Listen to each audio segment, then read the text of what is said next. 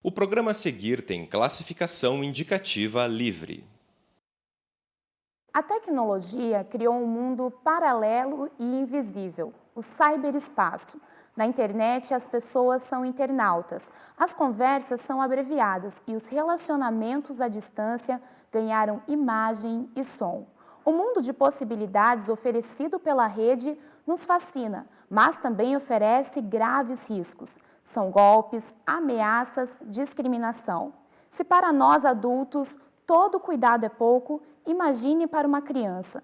Será que pais e professores estão preparados para orientar filhos e alunos? Que tipo de crime pode ser cometido pelas redes sociais e como evitar que as crianças fiquem expostas à ação dos bandidos? Esse é o tema do Plural de hoje.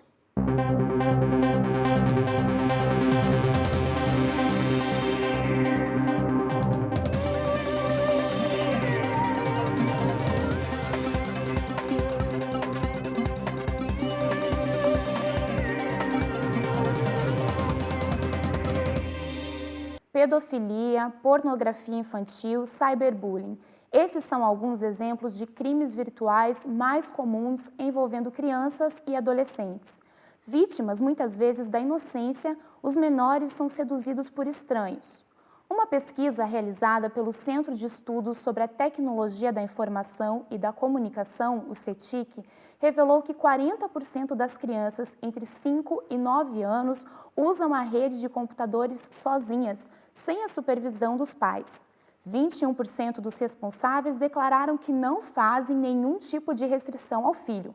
Em contrapartida, 25% dessas crianças dizem já ter sentido algum tipo de medo ou perigo enquanto usavam a internet. Será que não falta um pouco mais de atenção dos pais nessa área? Nós vamos conversar sobre esse assunto com o psicólogo e mestre em educação pela UFPR, Marcos Meyer, e com o delegado Demétrios Gonzaga, do Núcleo de Combates aos Cybercrimes. Muito obrigada pela presença de vocês. Prazer estar aqui. Delegado, quais são os crimes mais comuns que envolvem crianças e que chegam até a delegacia? Geralmente são crimes contra a honra, calúnia, injúria e difamação. Mas nós não deixamos também de considerar a questão do cyberbullying e a questão também desse exibicionismo exagerado até, que muitas vezes, pela falta de acompanhamento dos pais, acaba resultando em crimes bem mais graves. O senhor tem alguma espécie de estatística sobre esses casos que chegam à delegacia? Em números, a gente poderia traduzir? Poderíamos afirmar com certeza que cerca de 35% das ocorrências envolvem crianças ou adolescentes, tanto na condição de vítimas como na condição também de participantes de alguns desses delitos. Que tipo de ação as crianças têm na internet, exposição, informação que eles colocam que pode colocar em risco não só a integridade deles como crianças, mas também de toda a família? Eu diria que a grande incidência de participação em comunidades de relacionamento sem o acompanhamento dos pais tem, digamos, favorecido, tem facilitado a atuação dos criminosos na medida em que eles começam a disponibilizar informações que seriam a princípio de caráter sigiloso, aquelas que nós não informamos diretamente a ninguém, elas acabam colocando.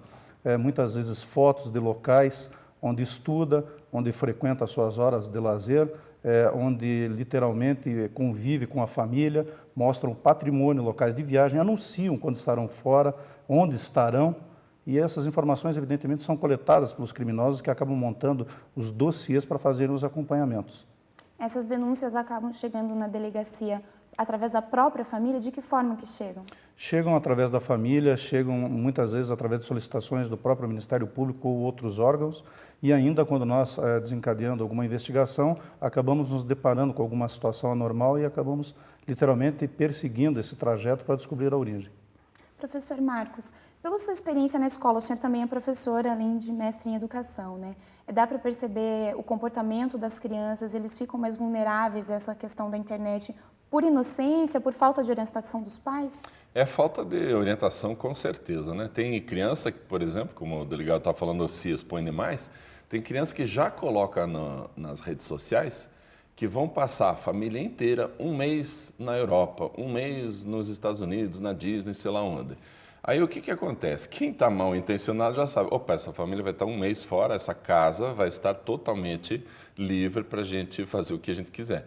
Então, é o tipo de informação boa, né? Não precisa dizer onde, quanto tempo vai ficar, pode até depois colocar alguma foto ou outra de uma viagem, Apesar disso, já está dando informação que a viagem foi uma viagem de alto custo, então esse tipo de informação é desnecessária. Outras crianças, por falta de orientação, colocam fotos da intimidade do pai, da mãe, sem maldade, mas colocam achando que é brincadeira. Não sabem que colocou na internet é o mundo inteiro que está vendo. Então, uma vez um pai veio falar para mim que um amigo dele ligou para ele e falou assim: ô cara, você está tomando cerveja de cueca? Opa, o que está acontecendo? Daí ele foi ver o Facebook do filho, o filho passou na sala, ele estava deitado no sofá de cueca, tomando uma latinha de cerveja, o filho achou engraçada a cena, tirou foto com o celular dele e já pôs no Facebook. Então, está expondo a intimidade, por quê? Por falta de orientação. Não é uma criança maldosa que quer sacanear... Inocente, não quer sacanear o pai, quer brincar com o pai. Mas não entende que isso vai para o mundo inteiro, não é só no círculo de amigos. Então, esse tipo de orientação a gente precisa dar constantemente para as crianças e adolescentes.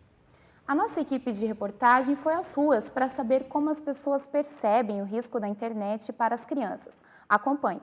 O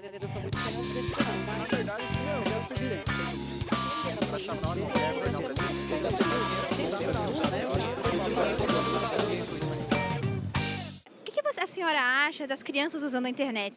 Eu acho muito perigoso. Sem a fiscalização do adulto, sim. É muito complicado, a criançada acaba achando um jeito de entrar em tudo e acessar. Tá digitando, procurando alguma coisa, aparece N coisas no Google mesmo, né? Podem estar encontrando alguma coisa ruim dependendo do site no qual elas naveguem. Aí cabe aos pais ficarem mais atentos, né? Como minha filha já foi procurar uma vez jogos de meninas e apareceu coisas absurdas. Mas, por outro lado, não existe mais um mundo sem comunicação, né?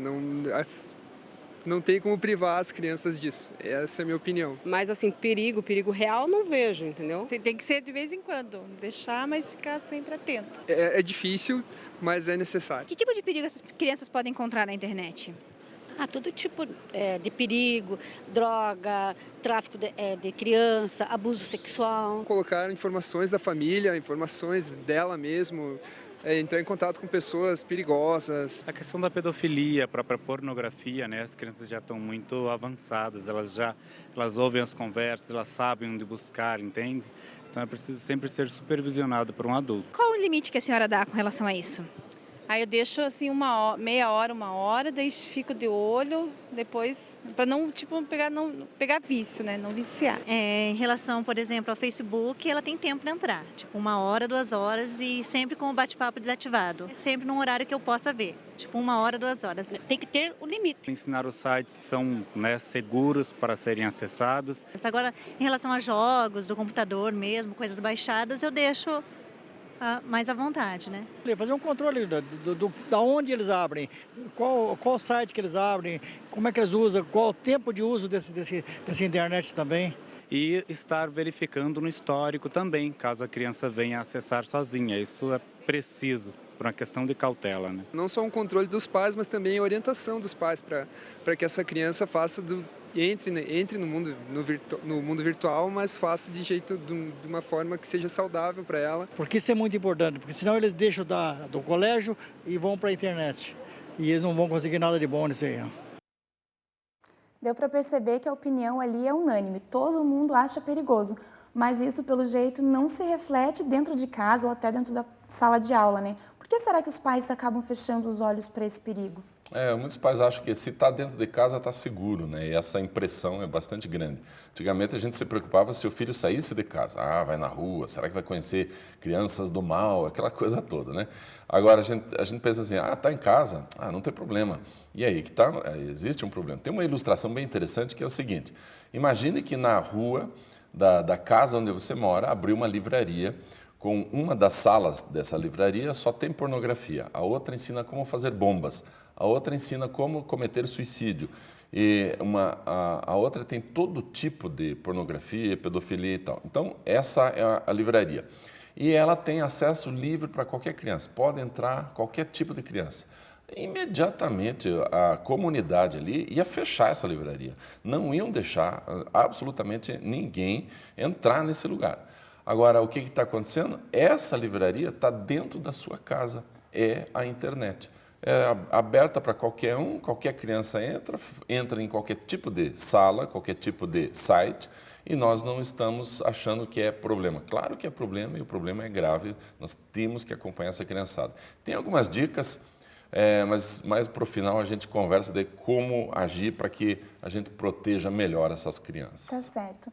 Delegado, o senhor comentou que existem algumas crianças ou adolescentes que acabam burlando também as regras dos pais, né? Tem muito acesso de crianças e adolescentes durante a madrugada?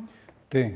Inclusive, nós temos feito muitas palestras aí para alguns estabelecimentos que têm demonstrado interesse em conscientizar tanto pais quanto filhos acerca desse problema.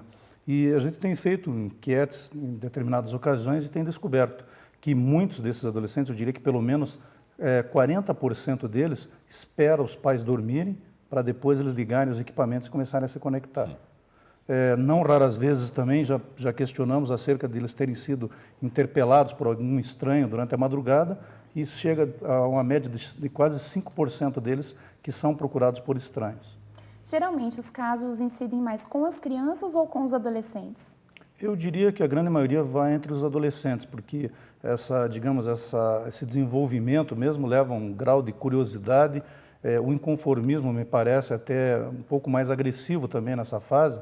Então, em virtude, às vezes, de uma mera discussão, coisa pequena, talvez, para nós, mas para os adolescentes não, eles acabam procurando a internet ou as comunidades de relacionamento como um canal de extravasar, de colocar opiniões, exteriorizar mesmo o sentimento, aquilo que eles estão sentindo. E aí eu diria os lobos de plantão, os criminosos, aproveitam dessa fragilidade confessada, tentam se aproximar como se fossem oferecer algum tipo de apoio, oferecer um ombro amigo, um ombro virtual amigo, e acabam literalmente conquistando a confiança. Os pedófilos, por exemplo, eles não agem literalmente em uma só ação, eles vão conquistando aos poucos.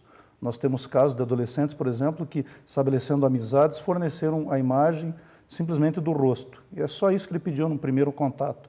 Depois ele diz assim: trabalho com empresas que selecionam manequins para trabalhar, inclusive na Europa, gostaram da tua foto, e aquela conversa ao longo do tempo vai possibilitando essa aproximação maior, ao ponto em que ele literalmente começa a pedir que a criança comece a se despir em frente às câmeras. Isso seduz principalmente as meninas, ou principalmente as meninas, até porque essa propaganda toda da possibilidade de uma carreira no exterior, de modelo, de manequim, nós sabemos aqui no Brasil nós temos jovens que se projetaram no mundo sério, profissional, que chegaram a altos lucros nesse campo, e elas começam a sonhar com isso também. E a partir daí elas disponibilizam até o ponto em que a coisa fica tão agressiva que algumas garotas foram forçadas, ameaçadas, que acaso não tivessem algumas práticas em frente às câmeras, o sujeito ia disponibilizar para todos os conhecidos, porque ela já tinha passado ao longo dos meses informações onde trabalhava, onde estudava, e ele tinha tudo isso. Internet e rendimento escolar seriam duas coisas incompatíveis? A gente fala sobre isso no próximo bloco.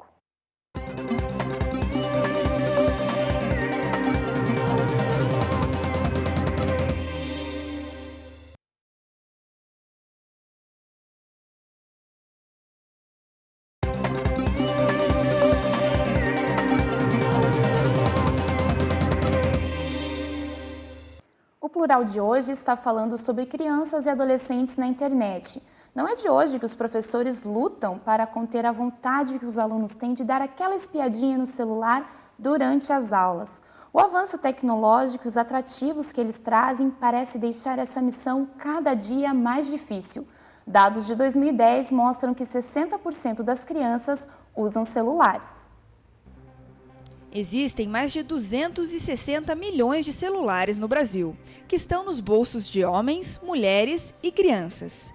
O aparelho já faz parte do dia a dia dos pequenos, que jogam jogos, ligam, mandam mensagens, ouvem música e acessam a internet. Por causa destas distrações, essa escola em Curitiba proibiu o uso dos dispositivos no ambiente escolar, desde que eles se popularizaram. A proibição do celular é em função de auxiliar a dinâmica da escola e até o bem-estar das próprias crianças. Então a gente coloca para os pais e sempre veio colocando, então a aceitação é tranquila. Claro que sempre tem uns 2 ou 3 que se estressam por conta disso. Mas a aceitação é tranquila por quê? Porque minimiza os problemas na escola. minimiza a situação de bullying, minimiza a questão de perder a atenção na aprendizagem. Nas reuniões anuais com os pais, a escola explica o porquê da proibição. Os alunos também concordam e apoiam a decisão da instituição. A gente não ia ser interessado nas aulas que os professores, e também a gente só ia ficar brincando e ficava jogando nos celulares. Se pudesse mexer em celular durante as aulas, muita gente não prestaria atenção na aula e tinha notas baixas, podendo reprovar e, vamos dizer, quando crescer, não ser uma daquelas pessoas que desejaria ser.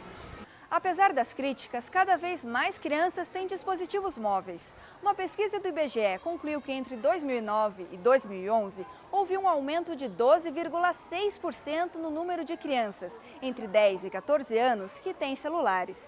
Esta nova geração está completamente imersa na era digital. Por isso, a escola tenta aliar as novas tecnologias com o ensino convencional. A gente colocou quadros interativos, a gente tem muita aula preparada fora, trabalhamos a questão de vídeo, escola, algumas coisas nesse interim, porque as crianças precisam disso. Mas se você falar de tecnologia pura, não é só isso. Você tem que retroceder algumas coisas, fazer trabalho de campo, ter algumas coisas antiquadas funcionando junto.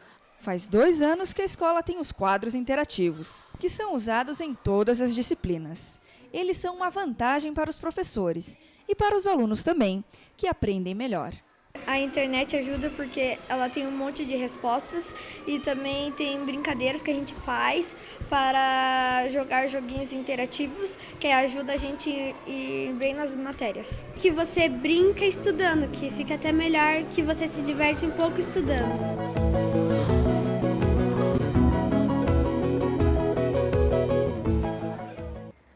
Professor Marcos Meyer, é assim mesmo, as crianças acabam levando o celular para a sala e é difícil conter. É verdade, inclusive levando em nome dos pais, né? Os pais permitem, os pais que compram, os pais que pagam os créditos. Então, os pais estão apoiando essa prática do uso do celular. Agora, a escola ela precisa, sim, proibir o uso do celular em sala de aula. Claro que não vai proibir na saída da aula, no recreio, isso aí não há essa necessidade. Mas durante as aulas é necessário, porque muitas vezes o professor está dando uma explicação, está dando o seu melhor ali na frente, e o aluno lá mandando mensagem um para o outro, não está nem aí prestando atenção. Aí depois o que acontece? O aluno não entende a matéria, o professor que precisa levá-lo para a recuperação, mais trabalho de novo, fica defasado. Então é uma série de problemas pelo nível de distração que o celular causa. No entanto, eu passei uma situação, uma certa vez, bastante engraçada. Tocou o celular de um adolescente, dentro da minha aula, durante a minha aula. Aí eu disse para o adolescente, daqui que eu atendo. Era o pai do menino, querendo combinar horário para pegar, não sei aonde. Daí eu falei, o senhor está atrapalhando a minha aula. Mas por que o senhor atendeu? Porque o senhor está atrapalhando a minha aula. Daí ficou famoso isso na escola, nenhum celular mais tocou na minha aula. Só que tem um problema quando a gente faz isso sem o apoio do regimento escolar. Se um professor vai lá, toma o celular do aluno e diz, só entrega para o teu pai, o pai pode sim entrar na justiça pedindo danos morais, porque o filho foi humilhado publicamente e tal. Aí o professor diz, mas é norma da escola. Está registrado, está no regimento escolar. Então a dica para os professores é, construam um regimento escolar que preveja todo esse tipo de situação. E aos pais a gente precisa sempre orientar que precisa obrigatoriamente fazer com que esse aluno desligue o celular. Entrou na sala de aula, desliga, só vai ligar depois quando acabar as aulas. Aí é um jeito mais fácil de evitar qualquer tipo de problema. Doutor, o senhor acha que com a tecnologia que os celulares trazem hoje, um mundo de infinidade de opções para os alunos, para as crianças mexerem, além dos jogos, tem acesso à internet, tornou mais difícil controlar aí o avanço dos cybercrimes? Olha, eu diria que sim, mas é literalmente algo inevitável. Esse avanço tecnológico é algo do qual nós não podemos fugir. E, na verdade, os filhos têm evoluído nesse avanço, mas os pais estão ficando estacionados. Essa questão de que os pais eles têm esse hábito, meu filho é um hacker, mas eu não entendo nada. Isso é um grande erro. Afinal de contas, se precisar, por exemplo, fazer um levantamento acerca dos sites, dos espaços virtuais que foram visitados pelos filhos, eles sequer sabem manusear os equipamentos. eles não sabem o que acontece e não têm conhecimento de absolutamente nada que foi feito, mesmo durante a madrugada. É inevitável, eu diria, não tem como você querer tolher essa questão do uso dos aparelhos, até porque hoje é muito comum, nós já vemos, começaram com aqueles iPods pequenos e tal, hoje os filhos já querem tablets, tá? E nós temos crimes, por exemplo, que acontecem em virtude do grande conhecimento dos criminosos. Eu já tenho falado diversas vezes que o criminoso, quando ele tem conhecimento profundo, ele consegue inclusive ativar microfones e webcams desses aparelhos. Muitas imagens são capturadas a partir dali. Tivemos problemas sérios já em colégios, em Curitiba, por exemplo, onde os jovens se recolheram dentro de um determinado banheiro de um colégio aqui de Curitiba e eles literalmente promoveram lá a tirada de fotografias de cenas de intimidades e coisas dessa natureza, que depois, através do sistema Bluetooth, circulou em todo o colégio, até a hora que parou, por exemplo, na mão de um adulto, e aí sim foi rastreado e identificado como praticante. Notícia, né? Virou notícia, porque literalmente se traduz em pedofilia. Ele transmitiu um adulto, já era de conhecimento público, que era um adolescente, uma menina acho que de 13 anos e 2 garotos de 14, e passando aquilo através da internet. Está dentro do enquadramento legal do nosso ordenamento jurídico e é previsto literalmente como pedofilia, você facilitar ou promover essa distribuição. A mera produção já dá para fazer um enquadramento. Professor, o senhor imagina que tenha uma idade certa para uma criança começar a usar essas tecnologias? Eu acho que quanto mais tarde, melhor, mas o que está acontecendo hoje é o contrário, né? Tem crianças que não sabem escrever, não sabem se comunicar direito, mas já estão com uma habilidade enorme com esse tipo de equipamento, tablet, os celulares, os smartphones e tal. Então, a dica que eu daria para os pais é: as crianças precisam desenvolver coordenação visomotora, ou seja, pular, correr, brincar, fazer bagunça, montar predinhos, derrubar as pilhas. Esse tipo de brincadeira desenvolve a criança em uma série de aspectos. Cuidado, organização, planejamento, equilíbrio, tudo isso faz, então, com que o cérebro da criança se acostume com essas habilidades. Se a criança ficar estática, parada, sentada num sofá e unicamente é o dedo que está mexendo, nós temos uma perda muito grande em todo esse desenvolvimento. Então, vale a pena a gente deixar o mais tarde possível o uso do celular e similares. Mas, se for necessário trazer antes, ou se a criança já estiver utilizando, tem que haver uma limitação de imediato. A Organização Mundial de Saúde recomenda que as crianças fiquem no máximo 2 horas por dia na frente da televisão, monitores, celulares ou qualquer outro tipo de equipamento. 2 horas no máximo por dia. A gente sabe que só na TV a nossa criança está em média 3 horas e 50 minutos a média. Então a gente já está com um problema, o problema já é grave. E isso desenvolve na criança uma postura que em psicologia a gente chama de postura passivo-aceitante. Aquela criança que fica parada recebendo tudo, mas ela não cria, não imagina, não constrói. Aí o que acontece? Vai para a escola com a mesma postura. Aí ela espera que o professor dê o resumo, passe a matéria e explique. Quer dizer, todo o trabalho é o professor que tem que fazer. Ele não estuda por conta própria, não faz lição, porque ele acha que é muito trabalho.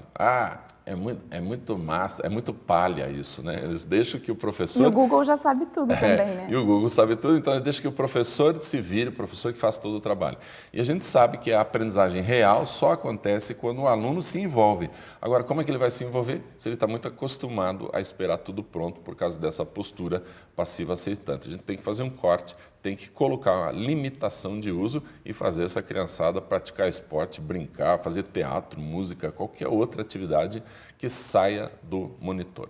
E saber dosar também até que ponto, porque é uma ferramenta importante, né? E a gente tem exemplo de uma criança que usou essa ferramenta de uma forma positiva, a Isadora, em Santa Catarina, né, que começou a falar dos problemas da escola pública lá e, enfim, ganhou fama pelo Brasil inteiro como uma boa forma de usar a internet. É uma criança, né, 13 anos. E é interessante, né? Porque a Isadora, ela copiou, na verdade, um comportamento de uma menina, se não me engano, inglesa, que fez a mesma coisa. Fez um site e começou a publicar os problemas que estavam acontecendo na escola. Repercussão mundial, milhões de acessos, e ela ficou famosa com isso. A Isadora teve, puxa vida, que ideia boa, vou fazer isso também. A ideia é ótima, é excelente, nós temos sim que fazer com que o poder público faça a sua parte, cumpra a sua parte. Depois que a Isadora começou a publicar os problemas da escola, vários problemas da escola foram resolvidos. Mas o que aconteceu também? Trouxe novos problemas que nem ela imaginava que poderiam acontecer. Então, ameaça para a família, agora está ameaçada de morte. Então, é um tipo de coisa que está acontecendo por quê? Porque a comunidade, a sociedade ainda não está preparada para esse tipo de coisa. Graças a Deus que ela está fazendo esse tipo de trabalho. Mas há necessidade de um outro cuidado que nós ainda não estamos acostumados a ter. E isso envolve a sua área, né, doutor? Isso que está acontecendo com a Isadora pode ser considerado cyberbullying? Pode, literalmente. E, na verdade, a própria questão da ameaça já tem uma previsão legal no Código. É uma consequência imediata, né, pelo fato de, literalmente, denunciar algumas coisas que não se pretendia que viessem à tona.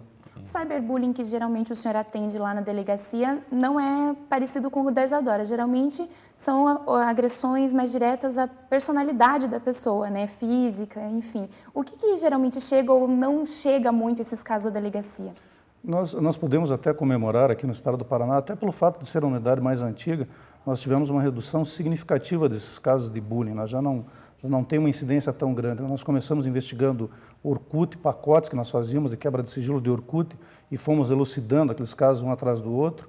E, é claro, na medida em que os pais também são chamados para acompanhar os filhos, para prestar esclarecimentos, essa coisa toda corre através das escolas. Poxa, aquilo lá não deu certo, tá? A polícia acabou chamando, meu pai foi chamado, agora alguns até estão respondendo a indenização por danos morais, porque se os filhos não pagam essa indenização, os pais acabam pagando. Para os adolescentes, sempre tem a questão do Estatuto da Criança e Adolescente, mas os pais pagam em dinheiro pelos danos morais que eventualmente tenham sido causados. Essa notícia vai correndo, e é o que eu digo, essa questão das palestras, de chamar a sociedade, chamar os pais, chamar alunos para terem consciência do que é que tem sido feito em termos de elucidação de casos, provocou assim, um impacto significativo aqui no Paraná, tanto é que a redução foi bastante alta nesse sentido. Mas nós temos problemas ainda hoje com, digamos, com o uso indevido da imagem, pega lá foto, aquela questão, fica disponibilizando fotos, ele pega a imagem, cria um outro perfil dentro de uma comunidade, um perfil falso, onde começa a tecer alegações, comentários acerca da conduta, dos hábitos desse aluno, e isso tudo acaba literalmente se caracterizando num crime, muitas vezes de difamação, de injúria, de calúnia.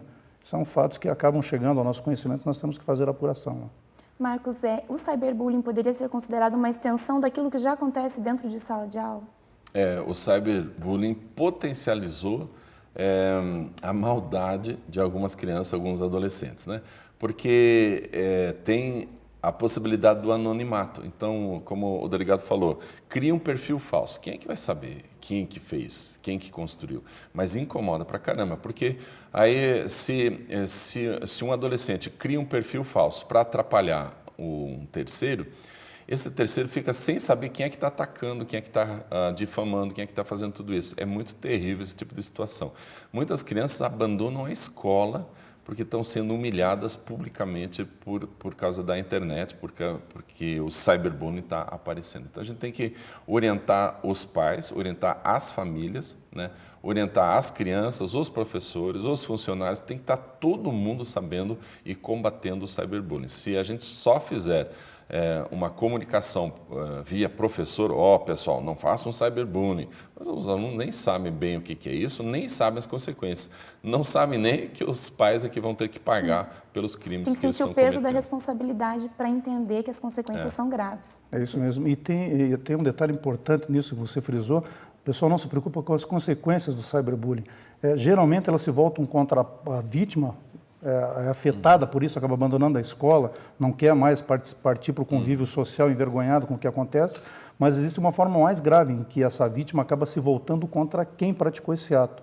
Nós temos dois casos significativos, aí, a chacina do Realengo, no Rio de Janeiro, que aquele sujeito, depois de 2, 3 anos que estava fora da escola, ele sentava na calçada, ali no meio-fio, ficava olhando para a escola e matematizando como é que ele ia devolver aquelas agressões que ele tinha sofrido. E temos na Alemanha o caso do Tim Kretschmer, que veio à escola, anunciou, inclusive, na internet, a Alemanha buscando evoluir, criou um sistema que eles não querem fazer o controle desses dados, das conexões. E aí o que acontece? Ele vem na internet, na noite anterior, e anuncia, amanhã eu vou na minha escola armado. Tá? Anotem a cidade, Vinenda. Ele foi, literalmente, anunciou um dia antes, foi na escola, matou 12 alunos e 3 professores, todos com tiros na cabeça. Puxa. Brincadeiras de mau gosto que chegam a esse ponto. Pois é, você não sabe a que ponto chega o ser humano na hora de reagir a uma agressão dessa natureza. Como reconhecer uma atitude criminosa no mundo virtual e como evitar que isso afete as crianças? Esse é o nosso assunto no próximo bloco.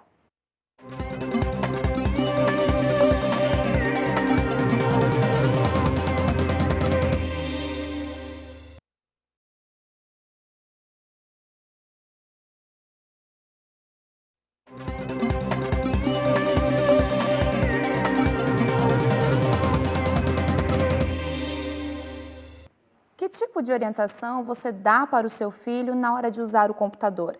Reconhecer a abordagem de um bandido na internet não é tão simples. Os pedófilos, por exemplo, costumam se aproximar das crianças com cautela, até que adquirir confiança e, mais tarde, fotos íntimas. Depois, a fase da sedução vira uma ameaça sem limites. O problema é que os filhos nem sempre revelam o que está acontecendo para os pais e nem sempre percebem o perigo.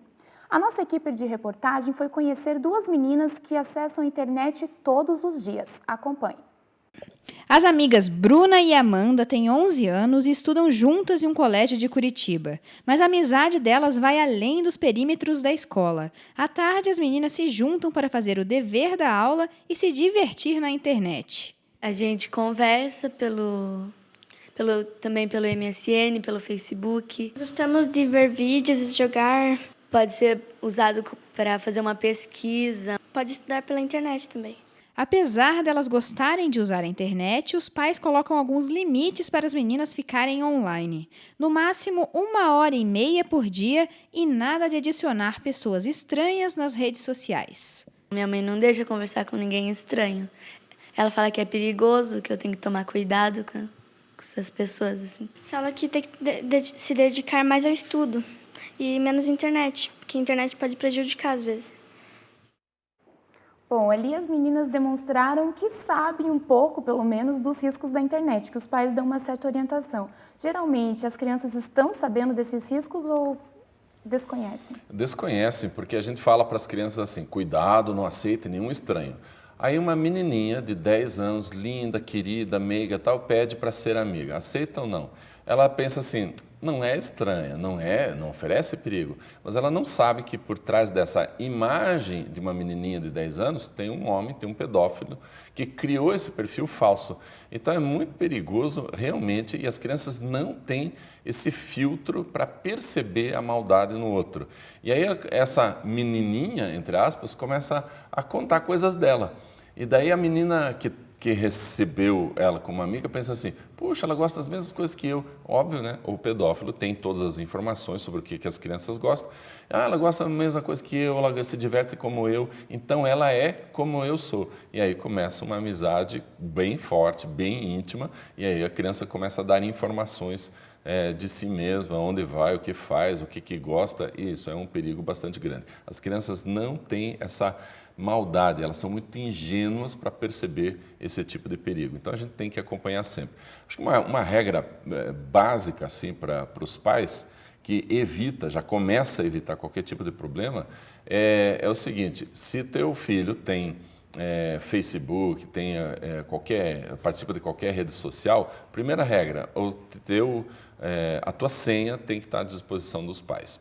Daí, mas isso é invadir a privacidade? Não, é cuidar. Agora, você não precisa invadir a privacidade. Você diz, filho, vem cá, abre aí o teu Facebook, abre aí a tua rede social, deixa eu dar uma olhada aqui nos amigos. Ou seja, você faz junto com o seu filho para ele não se sentir invadido. Então, você está fazendo junto, mas é importante que se faça. Outra questão é assim, computador tem que estar num lugar público na casa, não pode estar fechado no quarto do filho. Porque se o filho tem o poder de fechar com a chave o seu próprio quarto, aí ele visita o site que ele quiser. Por quê? Porque ele não tem medo. Ele não está pensando assim, meu pai vai ver, minha mãe vai ver. Então é melhor que seja público. Mas o computador já está no quarto do meu filho. Então a regra é o seguinte, porta escancarada. Se tiver o computador ligado, porta escancarada. E combinem já de antemão que tipo de consequência vai ter se não tiver a porta aberta totalmente. Então, alguns detalhezinhos parecem pequenos, mas já começam a proteger os filhos. Doutor, como que funciona esse processo de abordagem desses bandidos na internet? Como que eles escolhem as crianças? Como que eles chegam até elas? Olha, eles literalmente fazem as pesquisas e descobrem a partir das comunidades de relacionamento. Hoje nós já sabemos que quadrilhas, São Paulo, Rio de Janeiro, passam o dia inteiro monitorando essas comunidades e buscando acesso, buscando amizades. Quem inicia numa comunidade de relacionamento tem poucos amigos.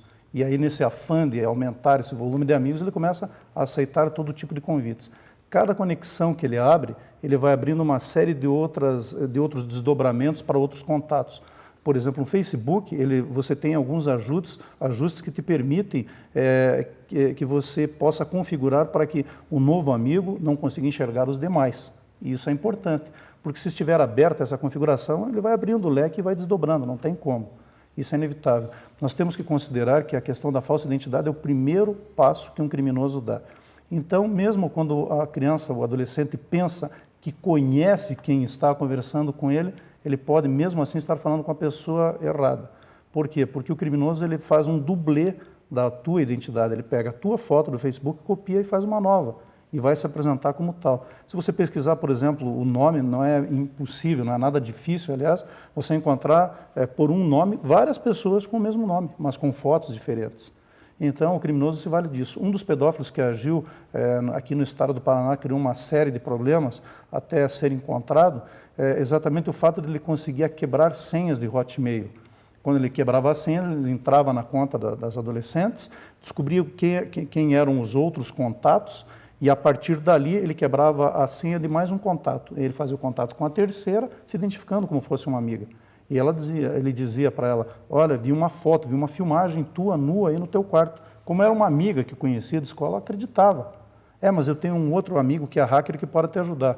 Ele era a amiguinha dissimulada, ele era o hacker que ia ajudar e ele era o criminoso, o pedófilo que capturava as imagens ao mesmo tempo. 3 computadores, 3 conexões, uma mesma pessoa induzindo a outra a essas práticas. São muito espertos e conseguem dominar essas ferramentas com facilidade. Exato. A gente falou bastante aqui da importância da família participar dessa fase na vida das crianças para evitar esse tipo de problema. Para a polícia, qual que é a importância da participação da família e da escola?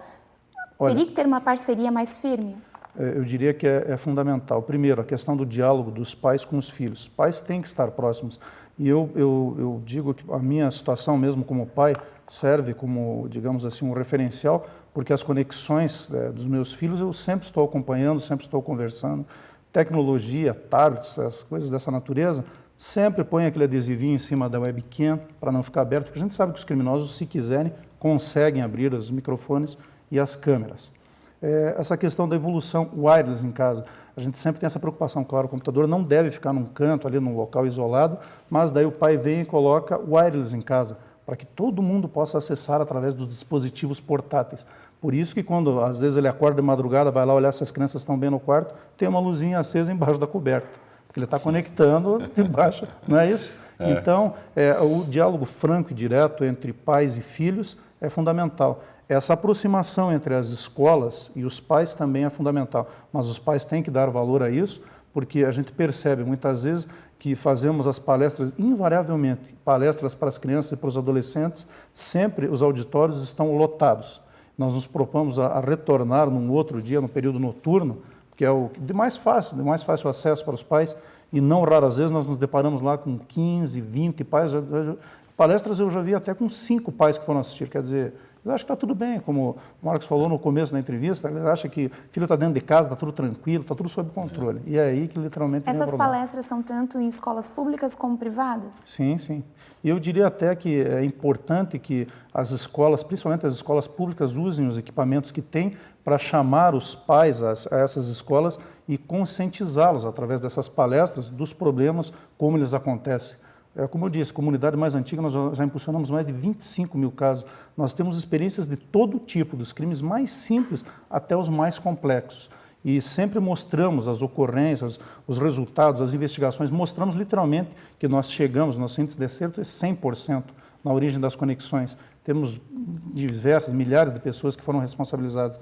E isso chama a atenção também do adolescente que costuma brincar na internet, porque lá nós mostramos que quem vai pagar a conta ao final são os pais. Às vezes o pai vai ter que vender um carro, vai ter que vender algum bem maior lá para pagar a indenização de danos morais. Isso aí Existe uma média de valor para essas indenizações ou varia muito? Eu já vi indenizações de 12 até 35 mil reais aqui no Brasil inteiro. As decisões já têm sido reiteradas nesse sentido. Para criança existe medida socioeducativa. Eu costumo perguntar, inclusive, tem prisão para criança? Não, tem. Se for um caso extremamente grave, com extrema violência, que levou, quem sabe, até a morte de alguém, pode sim levar ao recolhimento desse adolescente durante um determinado tempo, até como uma medida socioeducativa. O senhor comentou também que geralmente os casos chegam à delegacia quando já está no estágio avançado, né? As crianças demoram para contar para os pais o que está acontecendo, estão sendo ameaçadas, chantageadas e demoram para se abrir. Por que será que os filhos têm dificuldade de contar para os pais o que está acontecendo? É porque normalmente na conversa a outra pessoa mal intencionada já diz assim, contei para o meu pai e levei uma surra. Daí a criança já pensa, não vou contar também, porque vai que eu apanhe. Então, são muito espertos e vão criando esse distanciamento. Agora, a gente precisa, com os nossos filhos, fazer o seguinte, dizer para os filhos, filho, você pode dizer qualquer coisa para mim, dizer exatamente tudo o que está acontecendo, explicar para o filho e dizer assim, eu não vou te punir, não vou te bater, mas você precisa contar tudo. Então, a criança tem que ter a liberdade para falar. Se a gente disser assim, se eu descobrir alguma coisa, você vai ver, aí a criança nunca vai abrir a boca, nunca vai falar. Nós temos que ter uma parceria com os nossos filhos de tal forma que essa intimidade promova a liberdade de falar. E aí nosso filho fica seguro, e não com as ameaças que a gente vai fazer de punição. Então, a ameaça de punição inibe a liberdade da criança de falar. Temos que evitar esse tipo de posição. A escola ajuda, né? Porque a escola convive diariamente com a criança, várias horas do dia, consegue perceber quando alguma coisa estranha está acontecendo? Pois é, eu estava dando uma palestra sobre bullying numa escola, e aí um professor falou assim, professor, se a gente for se preocupar com isso, a gente nem dá aula.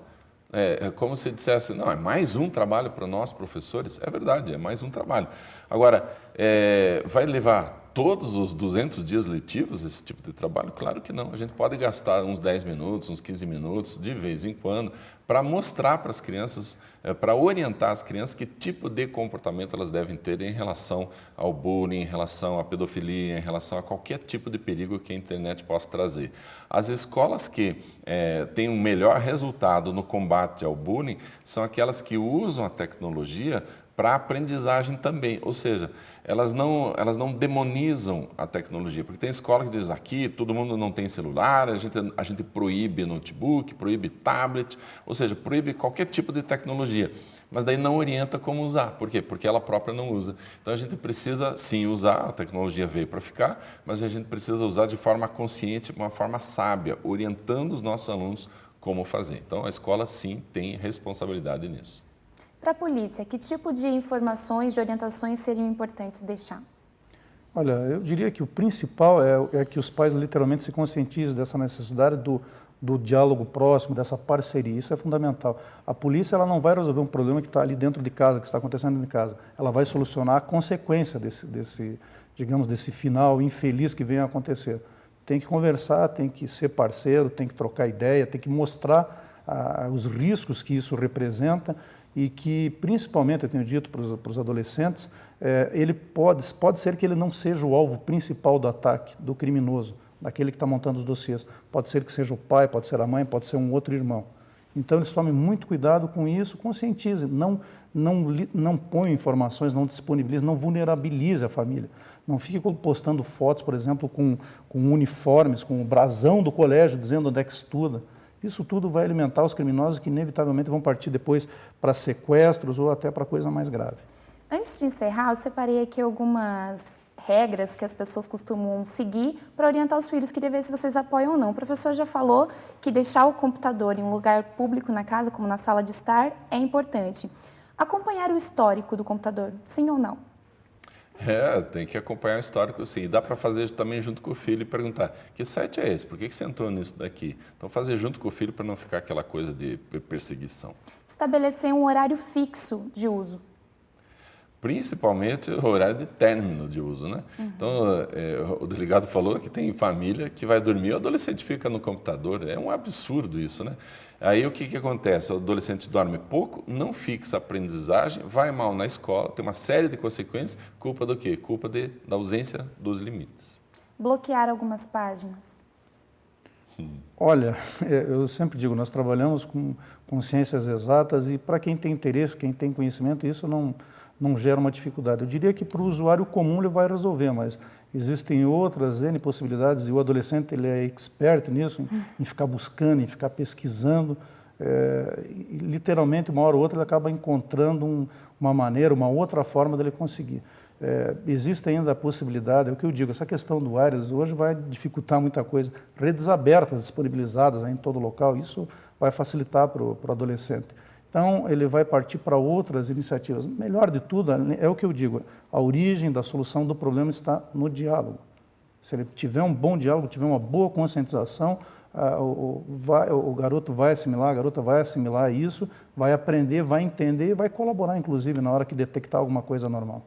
Existe algum endereço na internet, alguma fonte de informação que vocês querem deixar aqui de dica para os pais acessarem, talvez uma cartilha? Eu tenho uma série de videozinhos de 5 minutos, mais ou menos, sobre educação de filhos. Podem entrar já direto no YouTube, por meu nome, ou no meu site, www.marcosmeyer.com.br. Delegado. Nós não temos ainda um site, um espaço virtual. Já solicitei, inclusive, eu acredito que já devem estar se mobilizando no sentido de disponibilizar um site para essas orientações. Mas, a princípio, eu diria, por enquanto, os pais acompanhem, compareçam, vão a essas palestras, participam das palestras, inclusive, que o Marcos está passando por aí, que tem muita informação importante. Eu acompanho muito o teu trabalho também nas entrevistas, porque são informações consistentes e que literalmente ajudam se os pais estiverem prestando atenção. Tá certo. Muito obrigada pela presença de vocês hoje aqui e pela participação. Legal. Obrigado. O Plural de hoje fica por aqui, mas você pode rever essa e outras edições na nossa página na internet. Participe também com sugestões e críticas sobre a nossa programação. Até a próxima!